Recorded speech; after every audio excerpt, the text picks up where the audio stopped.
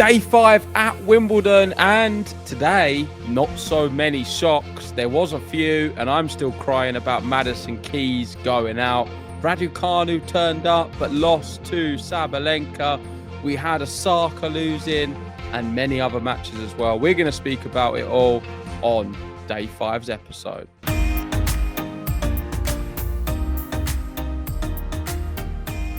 That's right, Day 5 in the books, and the big seed who went out today was Madison Keys. That's right, she got defeated by 37-year-old Laura Siegemund. What a performance. You said at the start of the tournament you didn't see her even winning a match, and now look at her. She's flying through the tournament. She's into the fourth round, and she won in straight sets as well against Madison Keys, who I don't think personally turned up today. I don't think it was a very good performance from Madison Keys, but you can't take anything away from her opponent. Her opponent was, it was an incredible performance from her. Yeah, Madison Keys did cite an illness afterwards, so she didn't attend the post-match sort of press conference. Probably did have something to do with it, but yeah, Siegemund constantly proving me wrong all the time, really. And it's quite, it's a bit of a meme in terms of who she's beaten. Peyton Stearns, I famously said during the draw reaction that she's going to do very well. Watch out for her. Leylah Fernandez inside my top 10, someone I obviously really like. And Madison Keys, someone who had going really deep. I don't know if I had her gone all the way to the final, but it was definitely deep here at Wimbledon. So she's just kind of destroyed me. And as you saw from the intro, I spoke a lot about the women's matches because I watched more of them today, just the way it sort of played out. I did see a bit of Fonseca too. But yeah, Siegemund, I need to stop underestimating her. Like you say, 37 years young, like a Novak Djokovic. And is Djokovic at 38 now? Probably 38, yeah. But still around that age group, and she's doing extremely well. Let's see how she gets on, because as much as not many massive seeds went out today, we have seen that throughout the whole tournament. So there's not even that many left. And Siegemund has an opportunity at a tournament in which Sabalenka, let's be fair, is great and she's the best player in the world, but she can lose and have an off day. Iga, not famously very good at Wimbledon. Why not? Laura Siegemund. Yeah, and her reaction after winning was one of those special moments. She was a bit giddy on the court. She went, yeah, and she was like sort of jumping for joy. Went over there, was hugging all of her family and her boyfriend. Brilliant to see. Loved seeing that in the last podcast. I was talking about Holmgren and Son Mez with their reactions on court. This was the same thing again. Brilliant to see. And somebody, Siegemund, who is 37 years, 118 days old, the oldest player to defeat a top 10 player in women's singles at the championship since Martina Navratilova in 1994, defeating Jana Novotná in the quarterfinals. It's impressive to be that age and still beating players. I think we sort of got used to it a little bit on the men's side because they have a lot of power. Sometimes they can still translate power later in their career. With women's, you don't tend to see players going, getting so old and still being able to go as deep in the slams, I don't think. Especially someone like Siegemund. She's not like a top-ranked player either. She's somebody who's quite far down the rankings, but she just seems to turn up. 104 in the world. She is playing well, but let's put it into perspective. Madison Keys was terrible, and she was ill. A big stat, what's very telling, and I don't know if you saw it, but second serve points won for Madison Keys. One out of 19. So it is clearly the big problem in the match and why she lost. The second serves were getting dispatched. She didn't put anything on them, no placement, and it was a terrible second serve. And we was only just saying the other day on the last episode, 2 days ago, which we did together, how the serve is the most important thing. The serve and the return are so critical. And Siegemund had a fantastic return. Keys had a terrible serve, second serve anyway. So that's exactly what would happen. And there's no surprise that Madison Keys went out. Hopefully she can rest and recover. She had a fantastic year already, starting off with Australia. French Open wasn't too bad either. And the one where she usually does the best at in Wimbledon didn't turn up. And maybe just put a lot of it down to illness. I can't really be too critical of her. Yeah, it was very strange to see her lose in this Lethargic. fashion. Yeah, it wasn't the normal, and especially with that statistic. Do you realize, like, when she was coming up to face match points, that was the first time she won a second serve point. It was on the third match point that she managed to save. It was crazy because if she'd have lost that one, that would have been it. No second serves won for the whole entire match, but she somehow managed to find something and hit a big backhand winner on that point. Yeah, it wasn't enough though. That you can't just win 1 second serve in a whole match and expect to win the match. It's never going to happen. You can't serve first serves the whole match, not like some like robot or something. But she's out now. That's one thing that's good for me because your bracket's getting a little bit more destroyed. And who she's meeting in the next round is another person who's a bit of a surprise as well. We've said Siegemund's a surprise. Her next opponent is Sierra, the lucky loser. She's now through again. I can't quite believe what we're seeing at this Wimbledon. So the fourth round matchup is Sierra versus Siegemund. This is what I'm saying. Who's to say one of them aren't going to go very far? Because it's the best time, men's and women's, I think, this year at Wimbledon to produce a result you're not expecting. We saw it last year with Khachanov. No one saw that coming. I'm not for 1 second saying Sierra or Siegemund's going to win the title, but who knows? The way it's sort of playing out would be interesting because one of them's going to win the next match, that's for sure, because they're playing each other. And shout out to Sierra, another player who's playing very well. Yeah, and this stat that's come out from Bastian Fucken saying in Australia earlier in the year, Eva Lees became the first lucky loser to reach the second week at the Australian Open since the tournament relocated to Melbourne in 1988. And now Solana Sierra becomes the first lucky loser to reach the second week at Wimbledon in the Open era. So she's very lucky for sure to be getting through, and she has a real chance. You got to think who you could have faced. You could have faced Madison Keys, and if it was an informed Madison Keys, you wouldn't be fancying your chances. Now she probably sees somebody. Bear in mind, they're both 101 and 104 in the world, these two, coming into this tournament. So they're quite closely ranked. Who's going to win? I mean, Sierra lost in the last round of qualifying to Gibson, then went on to beat Gadecki, Katie Bolter, and Books. I mean, Katie Bolter being the pick of the bunch, but Bolter, I don't think is as good this year as she was in previous seasons. And Sierra, I've not seen much of to comment on her game, if I'm being totally honest. I've seen her on the clay courts. I remember watching her at Roland Garros. She went out, I think, opening round. But I know she was doing very well. She went through the qualifying, and we was looking at the qualifiers, and I thought she was playing very well in one of their matches. I watched one of the qualifier matches she played, and she's a good player, but I thought she was just a bit of a clay court Argentine player. I didn't really look too much into it. Wasn't expecting any results here, and here she is doing the business right now. So flying the flag for Lionel Messi and Diego Schwartzman. Yeah. Impressive. There's normally an Argentinian player that you want to get behind. I thought it was Maria Carla for a bit, but I usually do, but there isn't really a space for one at the moment because Sierra I don't know enough about, and there's no, I don't know, maybe Jarry. He looked all right. He's not Argentinian though, but South American, close enough. Chilean.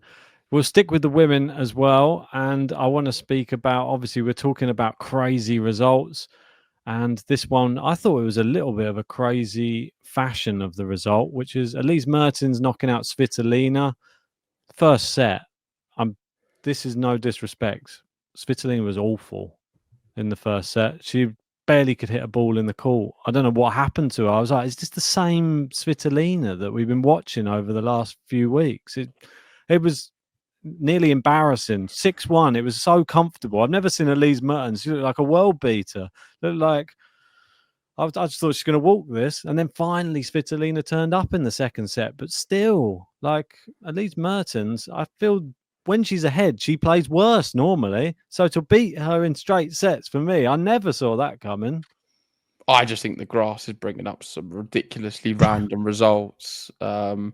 Post the big players, post your Serena Williams, post all of the big three on the men's, we're starting to see some really strange results across both tours on this surface. Jack Draper said yesterday in his post-match interview, he said his preparation probably wasn't the best, but he was backing himself. He said he backed himself to come to Wimbledon, do enough and play well. But he said he felt a lot more comfortable on the clay, a lot more comfortable on the hard courts. And grass, he's got a lot of improvement to get to that next level to be able to compete at the best. And I think you could probably translate that to most of the tour because there's the grass court swing is so short. It's difficult to adjust playing from the clay courts of Roland Garros straight to this. Not much time, not much preparation, a very difficult surface to master. And really, the players we see do well on it is Carlos Alcaraz, Yannick Sinner, because I feel like he could play on anything and make it okay. Marin Cilic, probably on paper as an active player, the third best grass court player, I would say actively right now. Djokovic? And Djokovic, the best grass court player. No, of course, I'm going up. Oh, okay. Cilic, Alcaraz, Djokovic. That's for me. They're the best three active players on grass right now. Sinner is his own dimension. I mean, he's the best tennis player in the world. I genuinely think Yannick Sinner plays on concrete, he beats anyone. Playing him on a trampoline. Ice. Play him on the beach, he'll win. On an ice rink. Play on your forehead, easy. Double bagel. Maybe he could do that. I'll draw a little court out on there for him if he wants. But yeah, there is definitely throwing up some weird results, and the cream is rising to the top. I think you're seeing that. Alcaraz won today, and Sabalenka on the women's. These are sort of like the two favourites for the tournament. Let's speak about the final match of the day because I think it was a really good match. I think the problem with putting women on last is, and especially when it's Sabalenka, you could be facing like a 6-1, 6-1 or a 6-1, 6-love. And Raducanu, I was worried that might happen, but she turned up and she really gave the crowd everything to cheer about, apart from a win or a set. She was as close as you could be to taking the set off Sabalenka. She had a set point in the first set, but it just couldn't take it. And Sabalenka is always on her racket, it seems. Raducanu played very well today. I thought she was in the match. And Sabalenka said afterwards that she thinks this is the best Raducanu's been for some time. And she's going to become or get back to the level of being a top player. She was asked about it. She don't think she's going to be in the top 10 imminently, but with time, she has the ability. And that's very encouraging for British fans and Raducanu fans. It's all for me down to her, though, because it's all good and well turning up to the odd Grand Slam here and there and producing some good results against the number one player in the world on centre court in your home slam.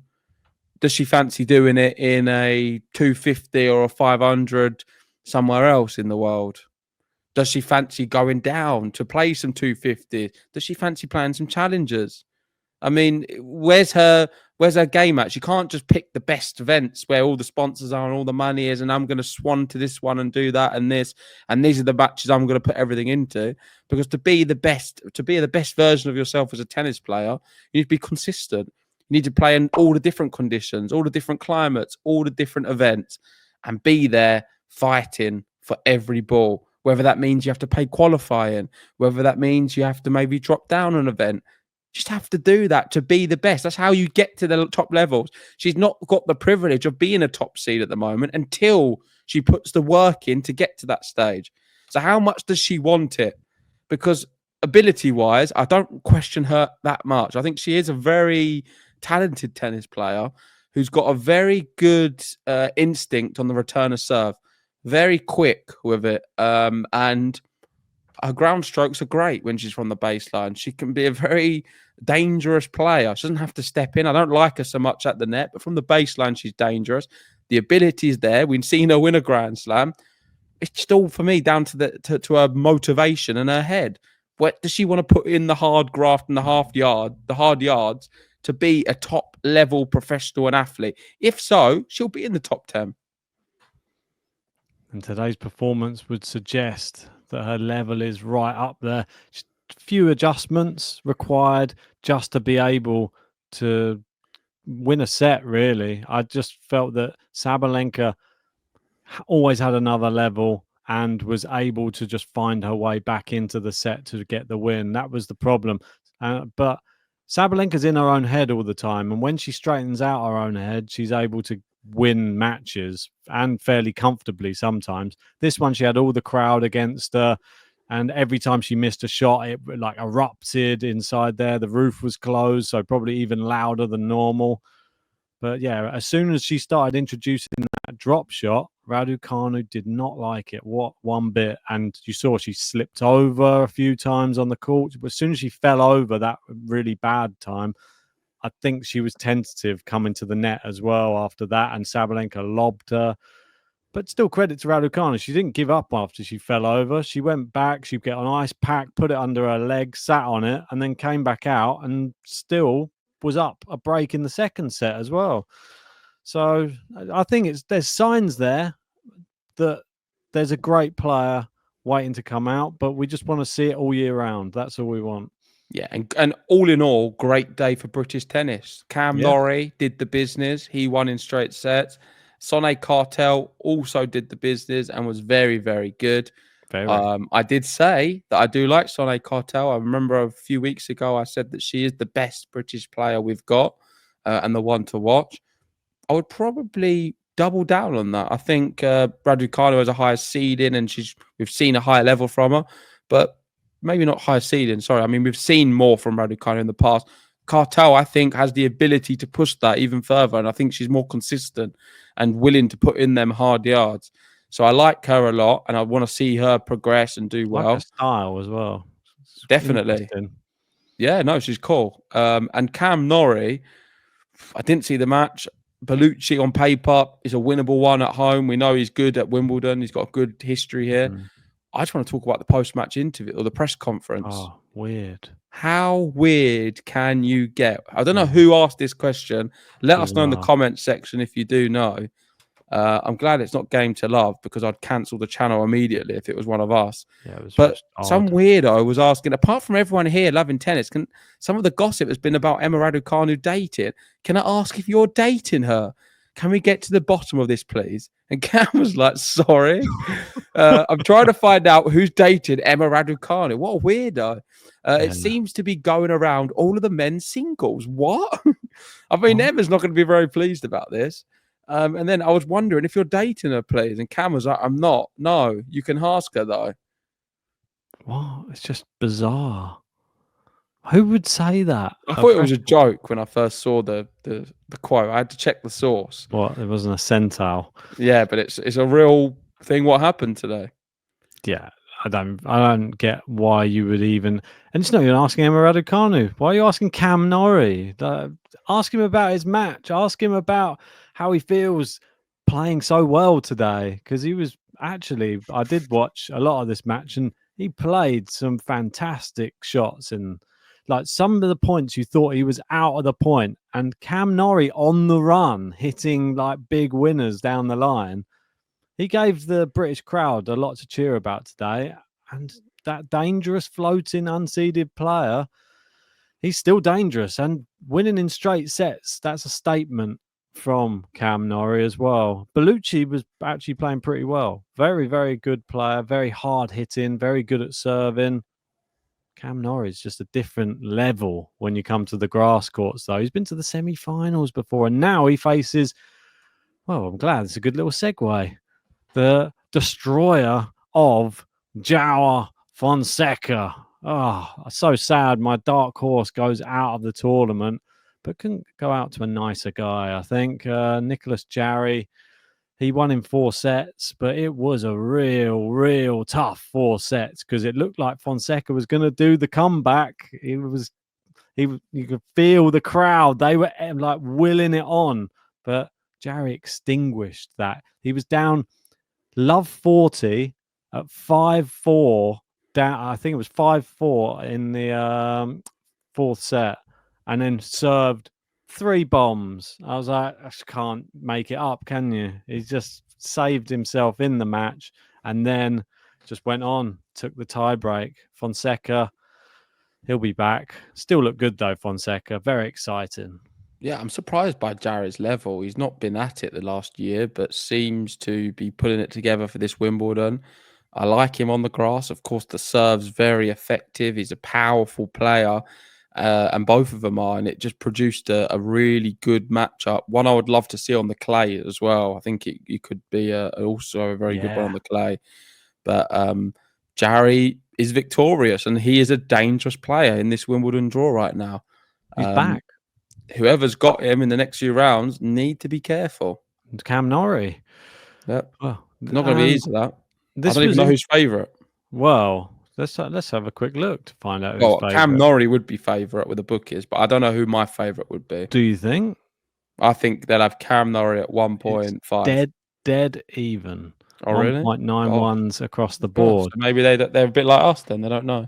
Yeah, they don't know, but I didn't know this, and this is quite something interesting that he was saying after the match, Jarry, and it was an emotional interview, and he said, I had an issue last year with the nerve in the inner ear that affected my perception and balance, my view. He said, I've been trying to come back to work on recovering that part of the body. How nuts is this? Like, it's been very tough physically, emotionally, and psychologically. I've been trying to get back to my level, trusting myself again. It was very tough to lose all the abilities I'd been working for since I was 5 years old. It's amazing to have my best performance here at Wimbledon, my favourite tournament of all. And his son was there as well. It was just what a moment for him. I didn't realise that this is what he'd been going through at all. Do you reckon that's why he has the thing with his nose, to keep the breathing and help with the balance or something? I don't know. I think a lot of players just have this, could just have like a deviated septum or something and just can't breathe out of it. And so might just need an operation. But Alcaraz sometimes wears one as well when he's struggling with breathing. But who knows? It might have something to do with it. It's something I had no idea that he was going through something this serious. But imagine that. Like, you just had a nerve in the inner ear that's completely destroyed his career. For how long was that? Because he was right at the top of the game for years. And then suddenly fell off. And I just thought maybe that was just his time. And now he's just not that good anymore. No, nothing to do with it. Yeah, I was shocked. Yeah, no, I didn't know anything about it either. But I do like him as a player and as a man. So I wish him well in the next round. Definitely. And somebody who made sort of hard work of getting it over the line was Taylor Fritz today. I think he was serving for the match. Just a nice straight sets win for Taylor Fritz. And guess what? No, it wasn't. And then he ended up losing the tie break to Khachanov. But then he won 6-1 in the fourth. So it wasn't too bad. But this is a good stat for Taylor Fritz. Look how good he is at Wimbledon. 161 winners, only 58 unforced errors in 3 matches. Is he a contender? I think you've got to put him up there as... I've got him in my semi-finals, and I think it's justified so far. Great value. I think he's going to make it there personally, especially the way the draw's opened up. He's got a nice sort of cakewalk all the way there now. But you've still got to beat who's in front of you. And you never know in tennis. Next. But yeah, it should be easy, mate. He should make the semis. Someone who's made very hard work of it, harder work than Fritz today, is Khachanov. We saw what he did against Mokazuki in the round before. I mean, ridiculous. Almost went out today and probably should have gone out because Borges, 5-2 up in that 5th set, ended up losing in a tie break 10-8. And I was really willing on Nuno Borges today. For many reasons. One of the main ones, I guess, with him being Portuguese and the little tribute he did for Diego Jota, obviously, rest in peace to him. And anyone who's affected by that, of course, everyone is. But yeah, shocking. Thoughts with his family, and of course his brother who passed away sadly as well. It's terrible news. And Jota was allowed. Sorry, not Jota. Borges was allowed to wear a little black ribbon in his hat as a sort of tribute to Diego Jota, which I thought was nice that Wimbledon allowed that to happen. Obviously, they only allow strictly with the white, but nice tribute there. I was willing him on to win this match. I really thought he did have it won, but Khachanov, he's got a lot of grit and determination. I'll give him that, because a lot of players would have given up 5-2 down in the fifth. Yeah, I think this is the one thing that we were talking about when we did the draw preview. Khachanov just finds ways to win matches at slams. He's got a lot of heart for somebody. He's got a lot of experience as well, by the way, because Borges, for the record, played some of the best tennis he's ever played, I thought, today. And he deserved the win. He was fantastic. But the moment it went 5-2, he felt like the job was done. And you can never do that in tennis. Doesn't matter if you've got match points, as you know. Just ask Roger Federer. You've got to convert them and end the match to know you've won. Otherwise, it's not over. It's never over in tennis. Yeah, I couldn't believe it. I thought that I was a little bit worried because I saw obviously he was 2 sets to 1 up, and I thought, oh, Borges has got this in the bag now. He's going to win it in 4. Then he lost the 4th, and I was like, oh no, I think Khachanov's going to just win it in 5. Then he was just so clearly in front in the 5th. I thought, oh, Borges is sorted now. Don't worry. And then what happens? Khachanov does it again. It's a long old match, though. I mean, that's 2 in a row, isn't it? For Khachanov, he's gone right to the bitter end of these matches. Today's match was 3 hours, 51 minutes. That's a crazy long match. And that was after his last match, which was 3 hours, 43 minutes against Mokazuki.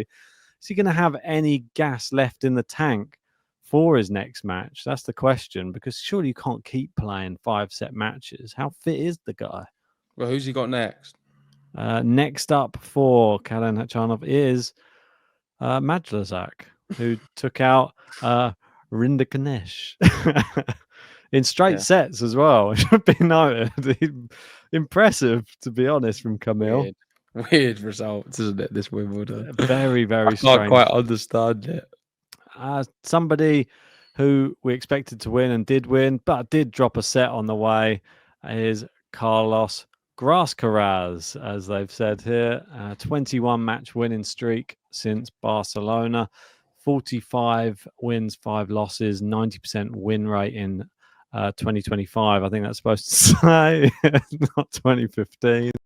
29 then, probably. 29 wins, 1 defeat in his last 30 matches, 32 wins, 3 losses in a career grass record with 4 titles, 15 match wins in a row on grass, 17 matches in a row at Wimbledon. And I'm surprised he even dropped a set today, but with these big servers, I think a set's always possible. And I was even thinking with someone like Alcaraz as well. This is where he differs from Jannik Sinner a little bit. I think Sinner would probably win this in straight sets, but Alcaraz is probably more the type of person where the level fluctuates more within the match. It just goes, you go, oh, amazing, massive high level. Then, whoa, we're having a bit of a rough time. So many ups and downs. I mean, Fanini, most of it was down, and he still won. Exactly. He's just going through the motions. He's trying to create a bit of a show these early rounds, and that's all he's doing. He knows he can beat most players on the tour. Just doing what he needs to do, creating a bit of fun. I have no interest in really speaking about the match. I can speak about Carlos Alcaraz. The match was won before it was played. I'm never in doubt for him losing early on in a Grand Slam against a player like a Struff of that level, unless it's the US Open, of course, against Butik. But that was a weird one. But on the grass courts, I mean, he's been so dominant here at Wimbledon. Won the last 2 editions. He's going to be all right. I look forward to seeing him in the final, whether that's against Sinner or Djokovic. Let's wait and see. I reckon it'll be Sinner, and I reckon we're going to get a Sinner-Alcaraz final. I can already speak about that now because I was speaking about it 5 days ago. I can speak about it now. It's going to happen. Sinner is so dominant. He finds it all a breeze. Carlos Alcaraz, he just up and down, very up and down, does what he needs to do when he has to. And he's won the match. I don't even watch so much of it now because I know he's going to win. I just look forward to the final. Turns on the afterburners when he has to, just to get himself over the finish line each time. Yeah, definitely. But when it comes to playing the big players, you know he still has another level still that he can go to again because, yeah, he may be a showman, but he always plays or brings the best tennis when it comes to those big matches as well. That's why we need to see him semis, finals at these slams because he produces the best tennis, probably out of anybody really at slams. So I'm hoping for Djokovic, Sinner on the other side. We'll have to see how they get on in their next matches. Both are in action tomorrow, I believe. Yes, they are. I'll pop the fixtures for tomorrow up on the screen so everyone can have a look. And we've got Kaboli versus Mensik. That's a brilliant match to start off the day. That is a cracker. I don't know who's going to win it, to be honest. That one, you normally favour Mensik, but the way Kaboli's been playing, hasn't dropped a set yet. Looks dangerous. Cilic Munar? Yeah, Kecmanovic, Djokovic, that will be fun. I'm sure Kecmanovic will just step aside on that one. That will be very straightforward. It's like watching the Dow when he plays against Buster. Oh, yeah, it's a real step. It's a step aside job. I was like Sinner Nardi. Yeah, a little bit. But let's not move to tomorrow. I want to end on Osaka because we've not spoke about her. And I do like Naomi Osaka. And I think she's had a really tough time of late in her personal life and other things going on. She's not been able to reach the height since a few injuries. And struggling. Definitely at Wimbledon anyway. And she should have won today against Pavlyuchenkova. On paper, that's a match she should win. She won the first set and then deteriorated from there. And she was very upset in the post-match interview. And speaking about the post-match interview, I think it's unfair. She put out it wasn't a tweet. I don't know what it's called. A thread. It's on Threads anyway. What's it called when you post on Thread? She said, "Bro, why is it every time I do a press conference after a loss, the ESPN and blogs got to clip it and put it up? What the WTF? Why don't they clip my press conferences after I win? Like, why push the narrative that I'm always sad?" And I think this is spot on. Yep. I tell you now, there's so much media attention when she loses of the press conferences. Since what happened where she didn't want to do them, now whenever she loses, they clip all of the lost press conferences and sort of portray her as this sad victim style girl. But when she's winning, to be fair, I never see them. I only see them online when she's losing. And I think it's very harsh and horrible because she's a lovely, kind, gentle soul who has had to endure quite a bit from the media and other things as well. I always wish her well. I always support her. And it's a shame more people can't do that because I think she's someone who she's never really said anything too much out of place. I like her whole everything, her persona. Yeah, but this is what the media do. Hate gets clicks better than love. So that's why they're always pushing negative. They push sad Osaka. Yeah, as like negative narratives. That's what sells. The front of the newspaper doesn't normally have happy news on it ever, does it? Have you ever seen a newspaper with good news? Never. So I think the same thing happens with a lot of players. They try and pose questions in press conferences to get a click of a negative answer or try and work it so that they can get. That's why they've always done it to Djokovic as well. They try to ask him something, they're going to get a little click out of it. So that's why I understand why when Djokovic does a press conference, if they ask him a question, he'll just talk for about 5 to 10 minutes and then they're like, right, we've got no time for any other questions. And then he just walks out. There you go, done. I've done the press conference for you without having to tackle any of the other questions. So pretty smart. He knows what he's up to. But let's move on to the other matches tomorrow. I don't want to talk too much about this negative press. No, shall we wrap it up there? Yeah, these ones tomorrow. Just a note. Okay, on the women's, that's what I'm banking on now. My whole predictions pinned on it. I need Iga to win the whole thing. I need her to go very deep. I needed her to beat a potential Raducanu matchup. Wouldn't mind if Towson wins tomorrow. That would be very helpful. And I just need everyone else to go out. I just need Iga to beat Collins, Raducanu to go out, and then I'm looking a little bit better for my Wimbledon predictions. Let's end on something a bit funny. And that's Carlos Alcaraz. Like I said, with Carlos Alcaraz, I'm happy to talk about anything off the court because for me, there's not much to speak about of his tennis. We know he's going to win the match. He's better than everyone else right now on this surface. And this was quite funny. And it was a fan's reaction after Carlos Alcaraz signed an autograph for her. She looks like she won the lottery. And if you just go down a little bit, you can play the video. Go to like maybe 12 seconds, I reckon. Yeah, keep going. Just there, play. There you go. That is the reaction of the fan after he signed an autograph for her. He was over the moon. Alcaraz in the studio reacting to the signed autograph. And he's pleasing everyone. He's pleasing people on the court, off the court. He's pleasing us. Jannik Sinner, not pleased. He keeps winning because he always beats him. And let's wait and see what we get for the end of Wimbledon. But if you haven't already, please hit the like button, subscribe if you're new, and we'll see you same time tomorrow for more Wimbledon action.